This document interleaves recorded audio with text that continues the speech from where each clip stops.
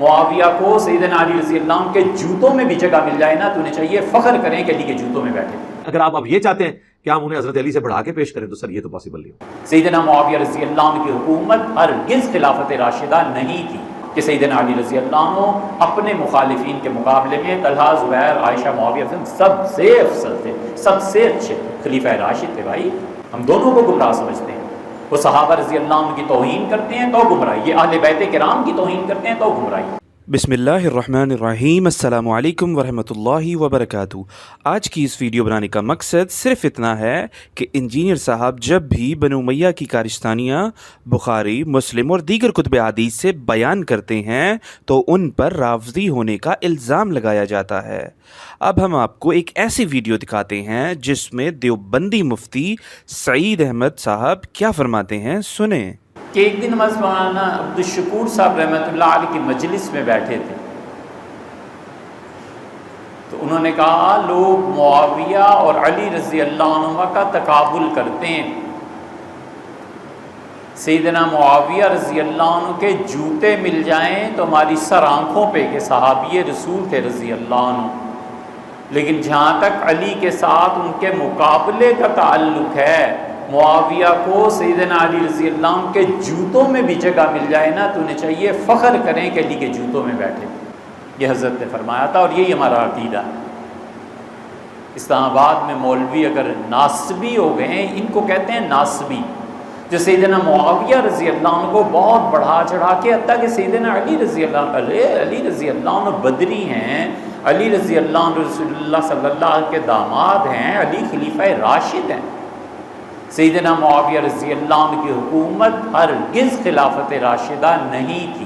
یہ ہم اہل السنہ کا مسلک ہے، ہمارا عقیدے میں شامل ہے یہ بات کہ سیدنا علی رضی اللہ عنہ اپنے مخالفین کے مقابلے میں طلحہ، زبیر، عائشہ، معاویہ سب سے افضل تھے، سب سے اچھے خلیفہ راشد تھے. بھائی اس لیے جو بھی مولوی کہتا ہے وہ اصل میں ناسبی ہے. ہم جس طرح اہل تشیع کے عقیدے سے بری اور بیزار ہیں، ہم ان کے عقیدے سے بھی بری اور بیزار ہیں. ہم دونوں کو گمراہ سمجھتے ہیں. وہ صحابہ رضی اللہ عنہ کی توہین کرتے ہیں تو گمراہی، یہ اہل بیت کرام کی توہین کرتے ہیں تو گمراہی.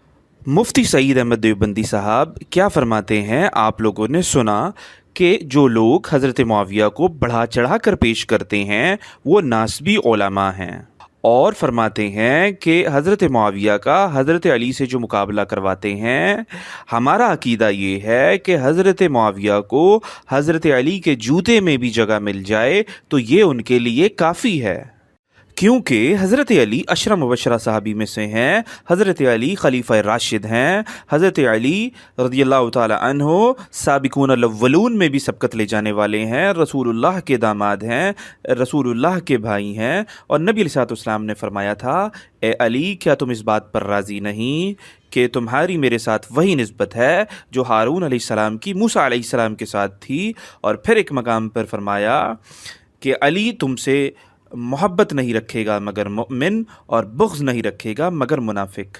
جو عقیدہ مفتی صاحب نے بیان کیا ہے یہی کچھ انجینئر صاحب بیان کرتے ہیں. انجینئر صاحب نے کبھی کسی صحابی کا مقابلہ اپنی ذات سے تو نہیں کروایا. انجینئر صاحب نے نہ کبھی کسی صحابی کو کبھی بھی گالی گلوچ کی، نہ کوئی گستاخانہ الفاظ استعمال کیے، نہ کبھی لعنت کی، معاذ اللہ ثم معاذ اللہ، اس طرح کے کام انجینئر صاحب نے کبھی بھی نہیں کیے. تو میرا حضرت معاویہ کے بارے میں جو موقف ہے وہ آپ کے سامنے ہے، وہ جو قرآن و سنت میں لکھا ہے میرا وہی موقف ہے. ہم انہیں صحابی مانتے ہیں، رضی اللہ تعالیٰ عنہ کہتے ہیں. اب اس سے زیادہ کیا کہیں؟ اگر آپ اب یہ چاہتے ہیں کہ ہم انہیں حضرت علی سے بڑھا کے پیش کریں تو سر یہ تو پاسبل نہیں ہو.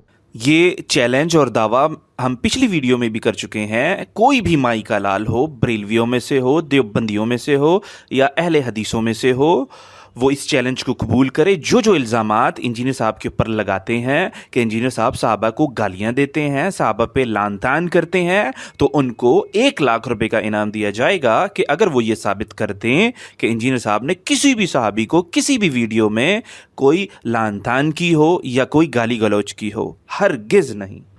اور ان مفتی صاحب کی ویڈیو وہ چینل چلا رہا ہے جو ماضی قریب میں انجینئر صاحب کے خلاف ایک ناکام پروپیگنڈا کر چکا ہے، انجینئر صاحب کو بدنام کرنے کی ایک ناکام کوشش کر چکا ہے۔ اب میں اپنی بات کو کنکلوڈ کرتا ہوں۔ بھائیوں، یہ بات ظاہر ہے کہ وہ چیزیں جس کی وجہ سے امت کے اندر دو ٹکڑے ہو گئے اور امت دو گروہوں میں بٹ چکی ہے، اگر انجینئر صاحب یا کوئی بھی عالم حق کے ساتھ ان تمام مسائل کو بیان نہیں کرے گا تو کبھی بھی دعوت مخالفین تک نہیں پہنچے گی۔ مخالفین رافضی ہوں یا ناصبی ہوں، کبھی بھی وہ دعوت حق قبول نہیں کریں گے جب تک آپ قرآن و سنت کے دلائل کو حق کے ساتھ بیان نہ کر دیں۔ لیکن جب انجینئر صاحب وہ تمام احادیثیں جو نبی علیہ الصلوۃ والسلام کی زبان مبارک سے نکلیں، محدثین نے نقل کیں، وہ بیان کرتے ہیں تو کبھی ان کو رافضیوں کا ایجنٹ کہا جاتا ہے، تو کبھی ایران کے ٹکڑوں پر پلنے والا جانور کہا جاتا ہے، تو کبھی صحابہ کے اوپر بھونکنے والا کہا جاتا ہے، اور کبھی تو معاذ اللہ رافضیوں کے گندے نطفے کہا جاتا ہے۔ وہ رافضیت کے گندے نطفے ہوتے ہیں، نیم رافضی ہے، دشمن ہے صحابہ کا، بھونکتا ہے صحابہ کے خلاف۔ یہ نیم رافضی ہے جو صحابہ کو گالیاں دے رہا ہے۔ وقت کو بٹھایا گیا صحابہ کے خلاف بھونکنے کے لیے۔ بھائیوں، یہ کہاں کا طریقہ ہے، یہ کہاں کا انصاف ہے کہ جو احادیث پیارے پیغمبر علیہ الصلوۃ والسلام کی زبان مبارک سے نکلی ہوں، محدثین نے نقل کی ہوں، اگر انجینئر صاحب یا کوئی بھی عالم اس کو بیان کرے تو کیا اس کو ان القابات سے نوازنا چاہیے؟